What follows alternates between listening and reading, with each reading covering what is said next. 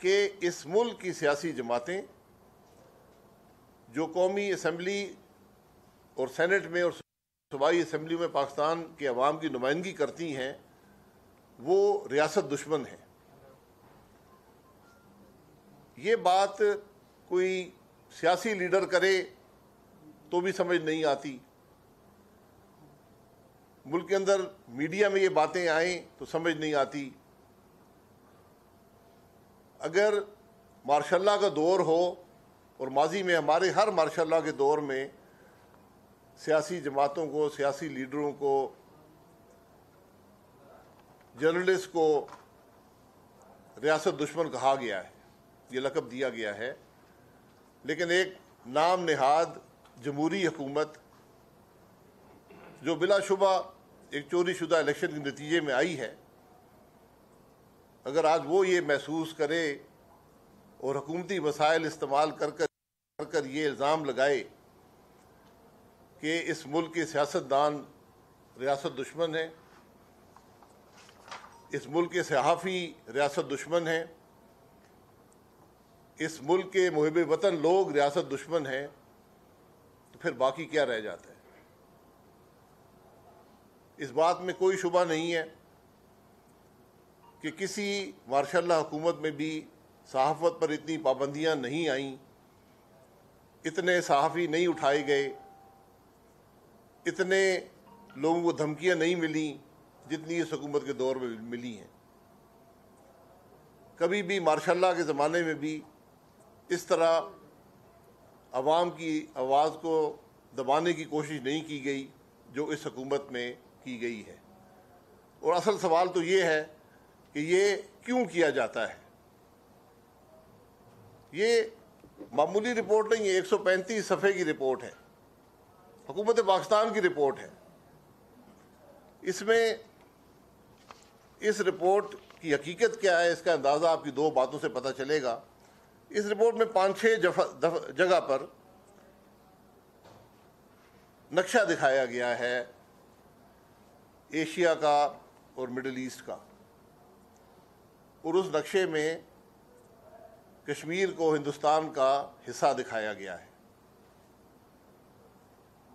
तो क्या ये वज़रा ये जवाब दे सकते हैं कि इन्होंने ये रिपोर्ट देखी थी आने से पहले? क्या इस रिपोर्ट को इन्होंने पढ़ा था? अगर इन्होंने पढ़ा होता तो फिर इसकी जिम्मेवारी ये उठाते हैं।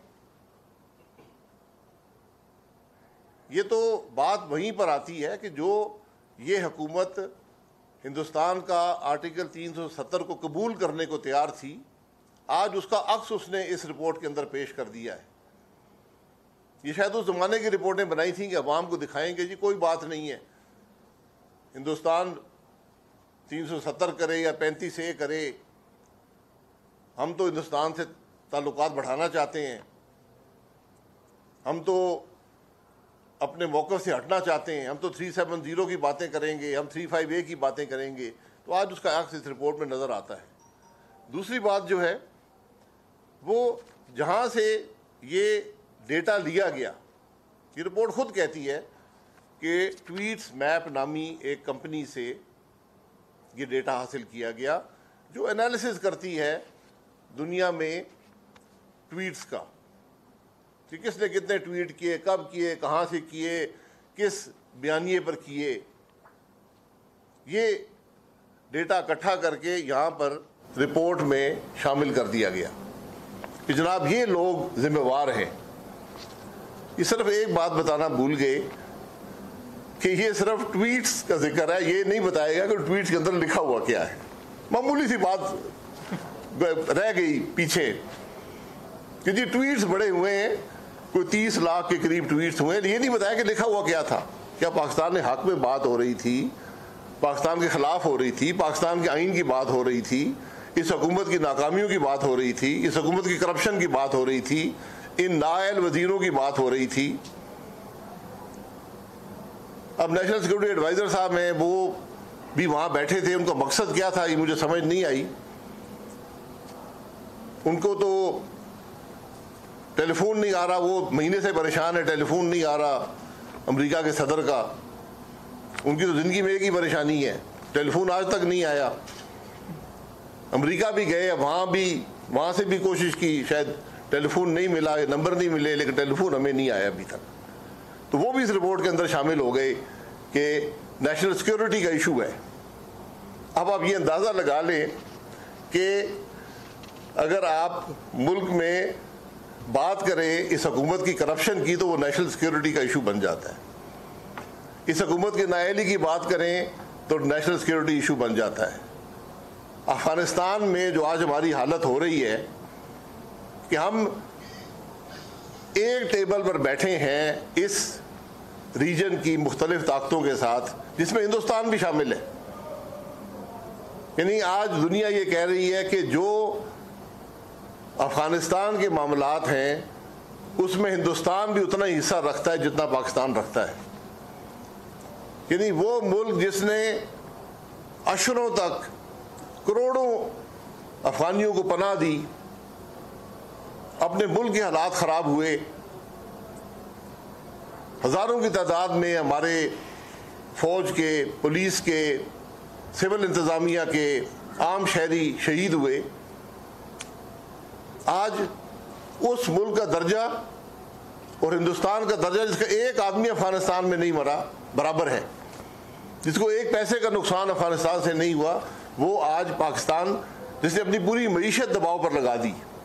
40 साल से अफगानिस्तान की जंग जो है उसके असरात हम पर हैं। ये नाकामी छुपाने के लिए आज ये ऐसी रिपोर्टें, ये रिपोर्ट है, ये फखरिया तौर पर इस हुकूमत के वजीर और नेशनल सिक्योरिटी एडवाइज़र बयान कर रहे हैं। तो कल शाहज़ेब खानदादा साहब ने पूछा वजीर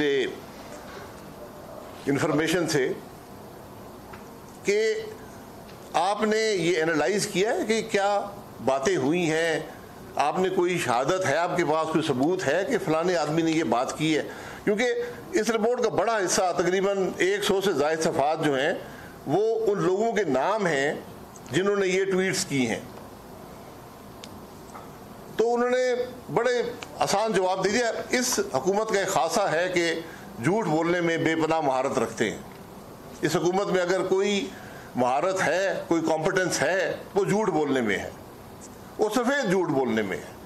माशाअल्लाह ऐसा झूठ शायद ही दुनिया में हुकूमत कभी बोली हो जो इस हुकूमत का वज़ीर-ए-आज़म और उसके वज़ीर बोलते हैं। तो जब ये पूछा गया कि भाई कोई सबूत है, कोई आपने देखा है कि नहीं, ये तो एजम्पशंस हैं, यानी मफरूज़े हैं। मफरूज़े की बुनियाद पर 135 सफ़े की रिपोर्ट, जिसमें आपने इस मुल्क की सियासी जमातों को, सियासी लीडरों को, सहाफ़ियों को इजराइल और हिंदुस्तान के बराबर ला खड़ा किया। ये इस मुल्क का वज़ीर इत्तलात और नेशनल सिक्योरिटी एडवाइज़र, कौमी सलामती के मुशीर ये फरमा रहे हैं। तो मैं चंद नाम ले लेता हूँ जिससे आपको अंदाज़ा हो जाएगा कि ये वतन दुश्मन अनासिर हैं। अफरा सियाब खटक साहब पूरी ज़िंदगी गुजार दी है जमहूरियत की बात करते हुए। फरुद्दौला बाबर साहब, इनका कसूर भी जमहूरियत की बात करना है। बुशरा गौर साहिबा हैं। सहाफ़ियों की एक बड़ी तादाद है। रहमान मलिक साहब हैं जो साबका मिनिस्टर फॉर इंटीरियर रहे हैं।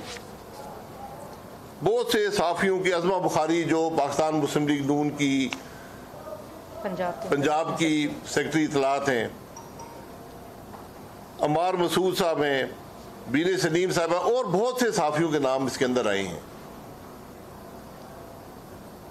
और हमें जिस बात का सबसे ज़्यादा दुख है कि कई जगह पर हमारे वज़ीर-ए-आज़म की साबका एहलिया का नाम भी लिया गया है। ये बात कम से कम हमारी समझ से बाहर है कि मुतअद्दिद कागजात पर जो हमने पढ़ा है, तो रियाम खान साहिबा का नाम भी इन रियासत दुश्मन अनासिर में शामिल है।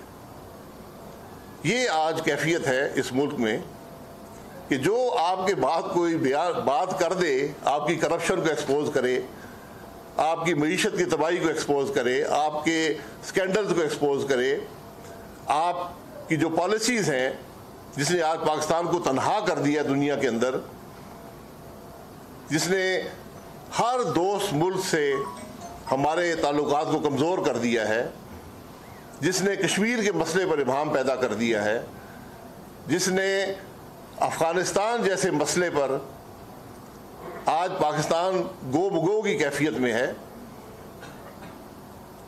उससे तवज्जो हटाने के लिए आज ये बातें की जा रही हैं। और अफसोस की बात यह है कि अभी 8 घंटे का ब्रीफिंग हुई आला तरीन अस्करी सतह पर पार्लियामेंट की, जो 8 घंटे जारी रही। उसमें PTM भी मौजूद थी, उसमें पाकिस्तान मुस्लिम लीग नून भी मौजूद थी, उसमें JUI भी मौजूद थी, उसमें ANP भी मौजूद थी। यानी आप ये कहना चाहते हैं कि हमारे अस्करी इदारे के सरबराह, हमारे इंटेलिजेंस के इदारे के सरबराह ये जो आपने रियासत दुश्मन अनासिर को अफगानिस्तान पर और दीगर मामला पर सिक्योरिटी ब्रीफिंग देते रहे हैं। ये हमारे वजीर और नेशनल सिक्योरिटी एडवाइजर दुनिया को बताना चाहते हैं प्रेस कॉन्फ्रेंस कर कर। अगर ये रिपोर्ट आम तौर पे शाया कर दी जाती तो कम से कम ये पूछा जा सकता था इस इदारे से कि भाई तुमने किसने इख्तियार दिया ये रिपोर्टें बनाने का और ये शाया करने का, और इनका मकसद क्या है। जो रिपोर्टें मफरूजे की बुनियाद पर हों, जिनकी कोई हकीकत ना हो, और जिस कंपनी से ये डेटा लिया गया, जो कनाडा की कंपनी है, ये तो हम अपने मुल्क से डेटा लेते ना। अगर हमें हैलियत होती अपना डेटा इकट्ठा करते कि हमारे खिलाफ कौन अमल पैरा है दुनिया के अंदर, कौन हमारे मुल्क के खिलाफ काम कर रहा है, हम उसकी भी हैलियत नहीं रखते। हमें कनाडा की कंपनी से डेटा हासिल करना पड़ा कि ये लोग पाकिस्तान के खिलाफ, पाकिस्तान की रियासत के खिलाफ बात करते हैं, उसका भी सबूत नहीं है। और मजे की बात यह, सबसे दिलचस्प कहें या अफसोसनाक कहें या दुख भरी बात कि जब उस कंपनी से रब्ता किया शाहजेब खानजादा साहब ने, तो उन्होंने कहा जी हमने हुकूमत पाकिस्तान को ये डेटा नहीं बेचा है।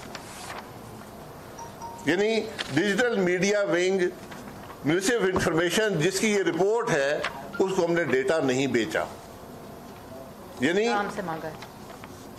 और ना उन्होंने बेचा है ना उनसे मांगा गया है। यानी या हमने उस कंपनी का डेटा चोरी करके इस्तेमाल कर रहे हैं, या हमने ये डेटा सारा खुद ही बना लिया है, या हमने उस कंपनी का डेटा चोरी करके इस्तेमाल कर रहे हैं, या हमने ये डेटा सारा खुद ही बना लिया है। उस कंपनी ने इस डेटा से, जिस डेटा की कोई हैसियत भी नहीं है, रिपोर्टों से और ट्वीटों से मुल्क कहीं दूर दूर तक हम ढूंढ रहे हैं। उसमें जो पहली टेक्निकल बात यह है जिसकी वजह से ये गुमराह कुन और मफरूजों पर मबनी है कि ये सिर्फ हैशटैग का एनालिसिस किया गया है।